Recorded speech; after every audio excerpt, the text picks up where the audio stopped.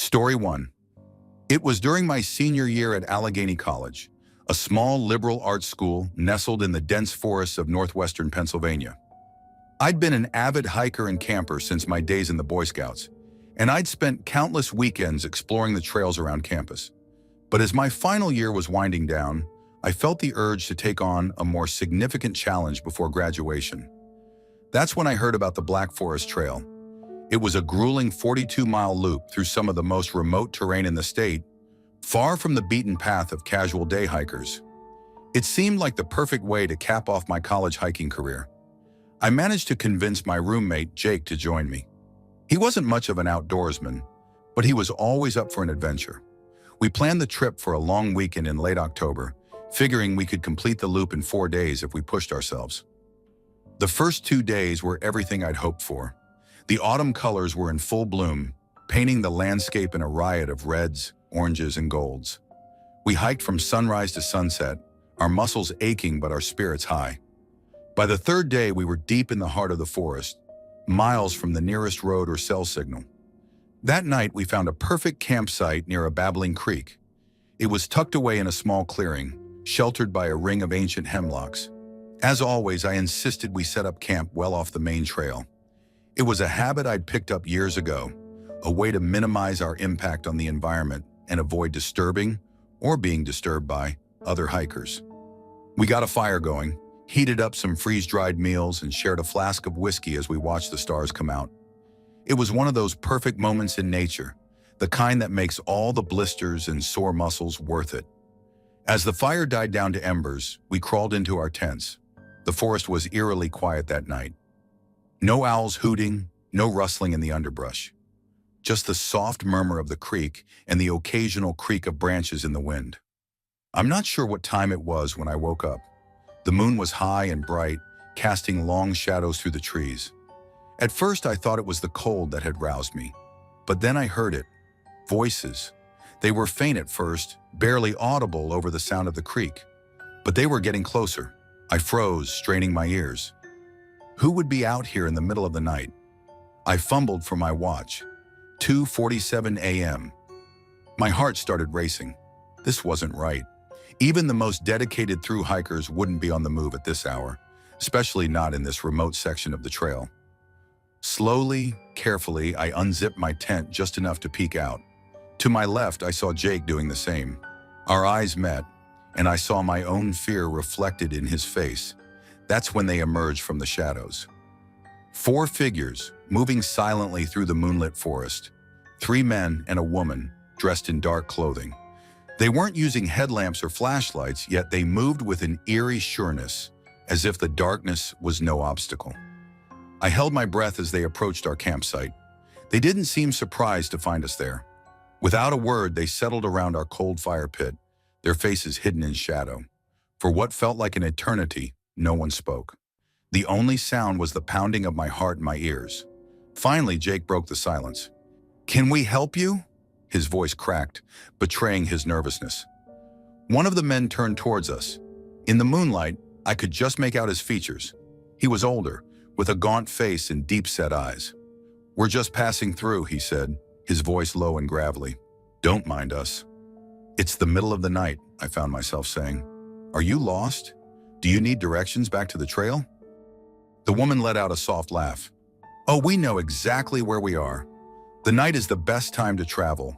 Fewer distractions." Something about the way she said it sent a chill down my spine. Jake, always the more outgoing of the two of us, tried again. "Well, we don't have much, but can we offer you some water or anything?"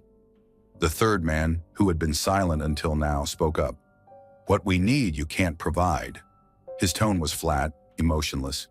I noticed for the first time that only one of them had a backpack. It was small, certainly not big enough to carry the supplies needed for a multi-day hike. The first man who had spoken stood up suddenly. "Perhaps we should move on. We've disturbed these young men enough." As they rose to leave, I caught a glimpse of something metallic at the woman's hip. A knife? A gun? In the dim light, I couldn't be sure, but it was enough to send my anxiety into overdrive. They left as silently as they had arrived, melting back into the shadows of the forest. Jake and I stayed awake the rest of the night, taking turns keeping watch. We barely spoke, but I could tell we were both thinking the same thing. Who were those people, and what were they really doing out here? When dawn finally broke, we packed up camp in record time. Neither of us wanted to spend another minute in that clearing. As we were about to leave, something caught my eye. There, half hidden under a fallen log, was a small leather-bound book. I hesitated for a moment before picking it up.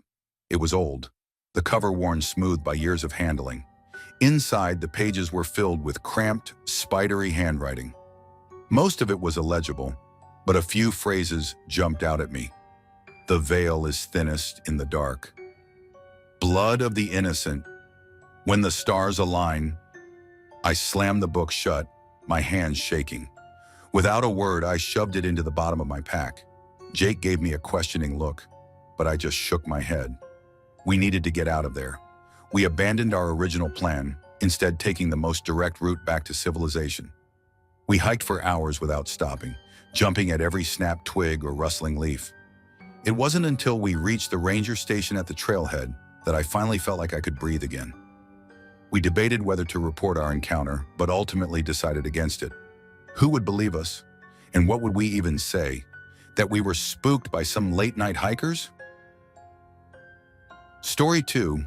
My name is Dr. Thomas Blackwood, fake name, and for the past 5 years I've served as the county historic preservationist. It's a job that combines my love for history with my passion for architecture, allowing me to breathe new life into the forgotten corners of our past. When I first took the position, I was thrilled to learn that part of my compensation included living on site at one of the properties I'd be overseeing, the infamous Hawthorne Hill Mansion. Built in 1812 by coal baron Jeremiah Hawthorne, the mansion was an imposing structure of red brick and white columns, a testament to the wealth and power of its original owner. I was to live in the caretaker's cottage, a quaint 2-story building just a stone's throw from the main house. It was an arrangement that seemed too good to be true, living rent-free in a slice of history while getting paid to preserve it. The property itself was vast, spanning 5 acres of dense woodland. To deter vandals and trespassers, a constant concern given the mansion's reputation for being haunted. The county had erected an 8-foot-tall fence around the entire perimeter, topped with coils of razor-sharp barbed wire. It was a formidable barrier, one that I was assured would keep out any unwanted visitors, human or animal. For the first few months, life at Hawthorne Hill was peaceful, if a bit lonely. I spent my days cataloging artifacts, repairing woodwork, and poring over old documents in the mansion's extensive library. At night, I'd retire to my cottage, often working late into the evening on restoration plans or grant proposals. It was on one such night, as autumn was giving way to winter, that everything changed. I had been working late at another site, the old Willow Creek Courthouse, and didn't start the drive back to Hawthorne Hill until well after midnight. The roads were treacherous, winding through the mountains like black ribbons under a moonless sky. By the time I reached the property's main gate, a thick fog had rolled in, obscuring everything beyond the reach of my headlights. I punched in the security code and waited as the heavy iron gates creaked open. After passing through, I made sure to lock them behind me, a habit born of both professional responsibility and a healthy dose of caution. The gravel crunched under my tires as I made my way up the long driveway, the beam of my headlights barely penetrating the dense fog. As I rounded the corner of the old carriage house, something caught my eye. At first, I thought it was just a trick of the light, a shadow cast by one of the many trees that dotted the property. But as I brought my car to a stop and the headlights stabilized, I realized I was looking at something that couldn't exist. Standing at the edge of my headlight's reach was a creature unlike anything I'd ever seen. It was roughly the size of a large deer, but that's where any resemblance to normal wildlife ended. Its legs were impossibly long and thin, like stilts made of bone and sinew. Shaggy, matted fur hung from its body in long strands, swaying slightly in the night breeze. But it was the creature's face that truly chilled me to the bone. Where there should have been eyes, there were only dark, empty sockets, and its mouth was a jagged slash filled with needle-sharp teeth. For a moment, neither of us moved. I sat frozen in my car, my knuckles white on the steering wheel, as the creature stood motionless in the glare of my headlights. Then, driven by a mixture of scientific curiosity and sheer disbelief, I did something that in retrospect was incredibly foolish. I opened my car door. The moment my foot hit the gravel, the creature's demeanor changed entirely. In a movement that defied everything I thought I knew about anatomy, it reared up on its hind legs, standing easily 7 feet tall. Then, balancing on those impossibly thin legs, it turned and sprinted away into the fog, moving with a speed and grace that seemed utterly alien. I stood there, mouth agape, trying to process what I'd just witnessed. My mind raced through possibilities. A bear with some kind of deformity, an escaped exotic pet, a hallucination brought on by exhaustion. But none of these explanations fit what I'd seen. Shaking myself out of my stupor, I rushed into the cottage and grabbed my shotgun and heavy-duty flashlight. Armed and with adrenaline coursing through my veins, I ventured back out into the night, determined to find some evidence of the creature's existence. For hours, I scoured every inch of the property. I checked the fence line for any signs of breach, examined the ground for tracks, and peered into every shadow and crevice. But there was nothing. No fur, no footprints, no broken branches. It was as if the creature had simply materialized out of the fog and then vanished back into it. Story 3. In my younger days, I thought I knew everything there was to know about the bush. My parents, both ex-military, had raised me and my younger sister Mia with a blend of survival skills and hands-off parenting that would make most child services workers blanch. By the time I was 12, I was venturing deep into the national park on my own, armed with nothing more than a packed lunch and an unshakable confidence in my own abilities. Our house backed onto the park, and the wilderness was our playground. I knew every hill, every creek, every stand of eucalyptus trees for miles around. Or so I thought. It was early December, the start of the long summer holiday, when everything changed. Mia, who was 11 at the time, and our next-door neighbor and best mate Jaden, who was 13, were itching for an adventure. I had been telling them about a part of the park I'd glimpsed from a high ridge, a deep gorge that cut through the landscape like a scar. "Reckon we could make it there and back in a day?" Jaden asked, his eyes gleaming with excitement. I puffed out my chest full of teenage bravado. "Easy as, mate. We'll pack some sarnies and be back before the oldies even notice we're gone." Mia, always the more cautious one, furrowed her brow. "You sure, Locke? That's further than we've ever gone before." I ruffled her hair, ignoring her scowl. "Trust me, sis. I've got this all figured out." The next morning, we set out at dawn, our backpacks laden with sandwiches, water bottles, and the obligatory first aid kit our parents insisted on. The air was already thick with humidity, promising another scorcher of a day. We started off on familiar trails, the morning chorus of kookaburras and cockatoos serenading our journey. But as the sun climbed higher, we veered off the beaten track, pushing through dense scrub and scrambling over lichen-covered boulders. By midday, even I had to admit we were in uncharted territory. The vegetation had changed, becoming denser and more primordial. Massive ferns unfurled around us, their fronds casting dappled shadows on the forest floor. "You sure you know where we're going?" Jaden panted, swatting at a persistent marchfly. I nodded, more confidently than I felt. "Just over this next ridge, I reckon." But as we crested the hill, my heart sank.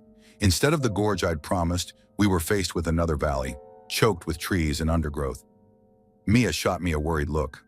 "Lach."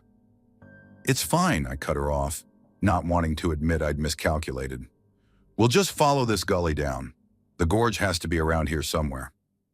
We picked our way down the steep slope, using roots and vines as makeshift handholds. At the bottom, we found ourselves in a dry creek bed, smooth river stones crunching under our feet. For what felt like hours, we followed the winding path of the creek. The walls on either side grew steadily higher until we were walking through a narrow canyon, the sky above us reduced to a thin blue ribbon. Just as I was about to suggest turning back, the gorge opened up into a wide, flat area, and there, nestled against the far wall, was something that stopped us all in our tracks. At first glance, it looked like a jumble of corrugated iron and tarps, a ramshackle structure that seemed to have grown organically out of the landscape. Chicken wire formed a crude pen to one side, and I could see what looked like metal drums stacked nearby. "What the hell?" Jaden whispered, his voice a mix of awe and apprehension. I held up a hand, signaling for silence. Something about this place set my nerves on edge. It wasn't just that we'd stumbled upon a dwelling in the middle of nowhere. It was the feeling of wrongness that hung in the air like a bad smell. We stood frozen for a moment, unsure whether to approach or retreat. That's when I saw them, a pair of eyes, dark and intent, staring directly at me from the shadows of the structure. My blood ran cold as I realized what I was looking at. A Rottweiler, its muscular body taut and ready to spring. "Run!" I hissed, already backing away. We didn't need to be told twice. As the first bark echoed through the gorge, we turned and fled, our feet pounding against the rocky ground. I don't know how long we ran for. Time seemed to stretch and warp, measured only by the ragged sound of our breathing and the throb of blood in my ears. We didn't stop until we'd put several hills between us and that strange hidden valley. Collapsing onto a fallen log, we gulped air and tried to make sense of what we'd seen. What was that place?" Mia asked between breaths, her face pale beneath her freckles. I shook my head, still trying to catch my breath. "No idea, but I reckon we shouldn't go back there." Jaden nodded vigorously. "Too right, mate. That was proper creepy." We made our way home in silence, each lost in our own thoughts. By some miracle, we managed to find a trail we recognized and made it back just as the sun was setting, our parents none the wiser about our misadventure. That night, as I lay in bed, the image of those eyes in the shadows kept replaying in my mind. Who was living out there, and why? Story 4. This happened about 15 years ago when I was 13. My family had just moved to a small town in rural Oregon, right on the edge of a vast forest.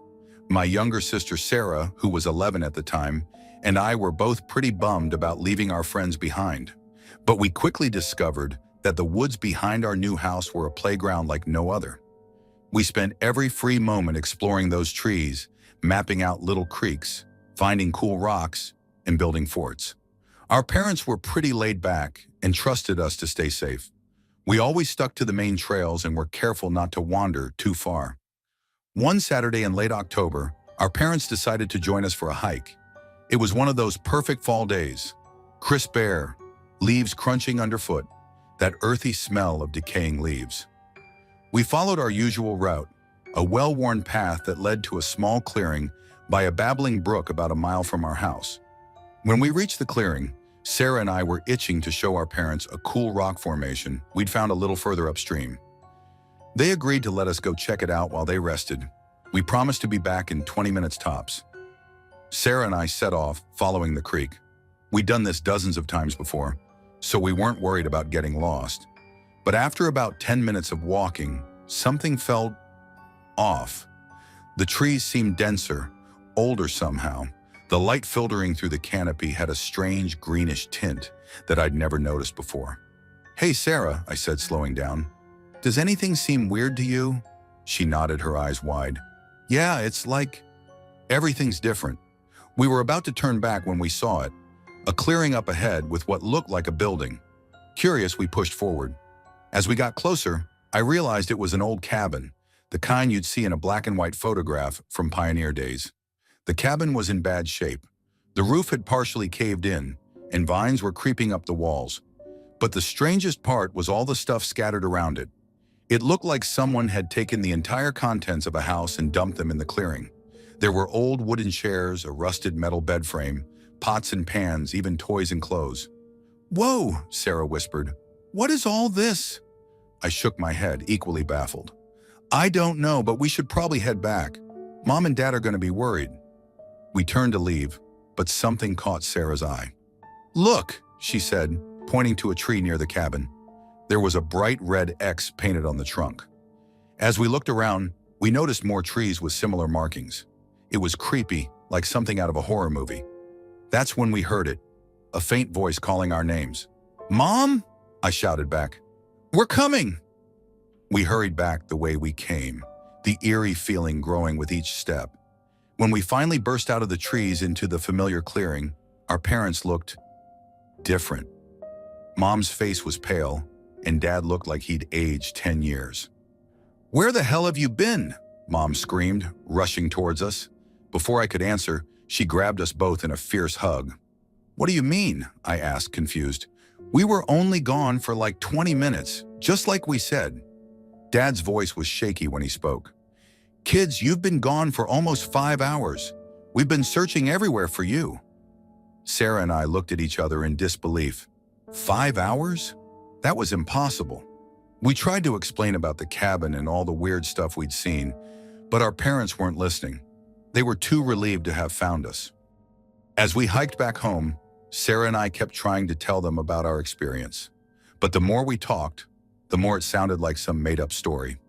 By the time we got home, even we were starting to doubt what we'd seen. The next day, Sarah and I snuck out early to find the cabin again. We retraced our steps, following the creek just like before, but no matter how far we went, we couldn't find it. The trees never got that old, dense look. We never saw the clearing or any sign of the scattered belongings. We spent the next few weekends searching, expanding our range further and further, but the cabin had vanished without a trace. It was like it had never existed. As the years passed, Sarah and I talked about it less and less. It became this weird, shared secret that we couldn't explain. We'd bring it up occasionally, usually late at night when we were feeling nostalgic about our childhood, but we never could make sense of it. I'm 28 now, living in a different state. Sarah's in college on the other side of the country. We don't see each other much, but every time we do, the conversation inevitably turns to that day in the woods. Last month, I flew back home for our grandmother's funeral. After the service, Sarah pulled me aside. She looked nervous, fidgeting with the hem of her dress. "Remember that cabin?" she asked in a low voice. I nodded, feeling a chill run down my spine despite the warm summer day. "I found something," she continued. "I was going through some of Grandma's old photo albums and, well, you need to see this." She pulled out her phone and showed me a photo. It was old and faded, but I recognized it immediately. It was the cabin we'd seen, looking a lot less run down. In front of it stood a young couple, smiling at the camera. The woman was holding a baby. "Look at the date," Sarah said, her voice barely above a whisper. I squinted at the tiny handwritten note at the bottom of the photo. Robert, Elizabeth, and baby James, 1923. That's not possible," I stammered. Sarah nodded. "I know, but look closer at the woman." As I studied the photo, my blood ran cold. The woman in the picture was the spitting image of our grandmother as a young woman. But that was impossible. Our grandmother wasn't even born until 1940. "There's more," Sarah said. She swiped to another photo. This one showed the same cabin, but it looked abandoned, surrounded by scattered furniture and belongings. Just like we'd seen it, the date on this one read 1953, after the disappearance. I looked up at Sarah, my mind reeling. "What disappearance?" She shrugged, looking as lost as I felt. "I don't know. Grandma never mentioned any of this. And now, I don't know what to make of all this. Part of me wants to go back to Oregon, to search those woods again. But another part of me is terrified of what I might find, or not find." Thanks for watching. Don't leave before leaving a like to this video. Also hit the subscribe button to support my work. And as always, have a horrific nightmare, my dear.